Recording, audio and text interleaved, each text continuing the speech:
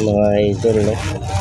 Kaya mapagpalang umaga, gagawa ulit tayo ng isa kagaya nung pinangako ko. May papakita ko sa inyo kung paano siya putulin. Wala lang tayong cameraman, kaya medyo mahirap magpwesto ng camera. Nasa motor lang tayo, so kung ganoon pa man, halaga nakikita nyo kung paano siya putulin. Ito yung buong bote. Tatanggalin natin yung balat, yung pinaka level. Ayun. Ngayon tutusukin natin siya dito.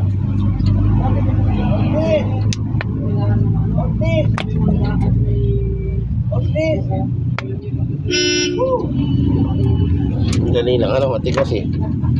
Yun, so natusok na siya. Ayun, pumauna yung gunting. Ayun, apuwet. Ayun, putulin natin ngayon yan. Kaya lang tulak na. Tulak muna ako, ha.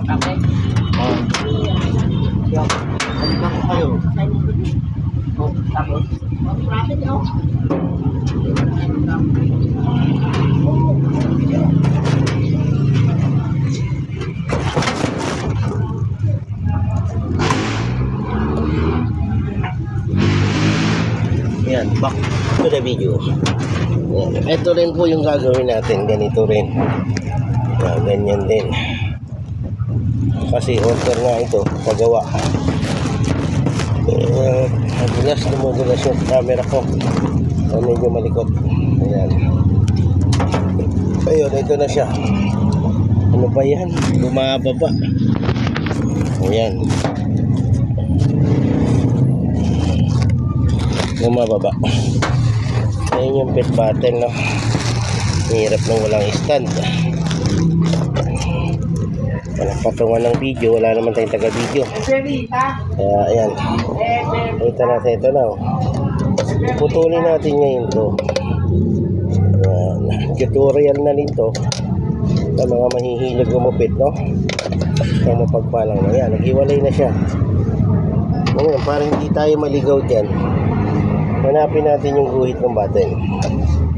Ayan, nakita na natin. Ipitin natin ng ganon. Nagupit na natin. Same lang din ito nung isa. Pareha sila ng design, anahaw din. So ilalagay nga ito doon sa motor. Nagupit na natin siya. Papakita ko lang ng bahagyaw. Mamaya na siguro. I-design ko lang muna, no? Kasi medyo mahirap ang i-detalye kasi buo pa yung bote. Pero pag ito na pag-hiwa-hiwalay ko na, makikita nyo na yung tabas kung paano.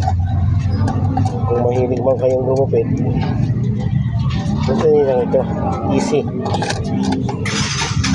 Ayun, tumulak na naman. Sa motor, tumulak na naman, pero malayo pa tayo. Ayun, maganda sana kung makita nyo ng may tumututok. Kasi walang tayong taga-camera, wala tayong taga-kuha. Kaya okay na rin yan. Maririnig nyo naman kung paano ginagawa at ginugupit. Ayan, divide into 2. Bali, hatiin daw sa dalawa. Kung tama yung aking pagkakatagalog at pagkaka-English, ako naman hindi nag-aral masyado, kaya pasensya nyo na English ko. Ang English Carabao, no? Ayun, nag-design na siya. Na-divide na siya sa 4 para ma-design yung 4 na dahon. Okay, yung pagpunta natin ito. Madali lang. Pag nakuha nyo na yung stroke o yung technique, easy na lang. Kung paano yung pamamaraan. Siyempre lahat yan may pamamaraan. Pero marami pa tayong design na ilalabas. My own design. Wala tayong kinopyahan. Kumbaga nakita lang natin sa kalikasan yung itsura ng dahon, tapos ginupit na natin, no? Yung reflection. Magulo lang yung camera ko. Pasensya na kayo. Kasi walang maghawak eh. So yan.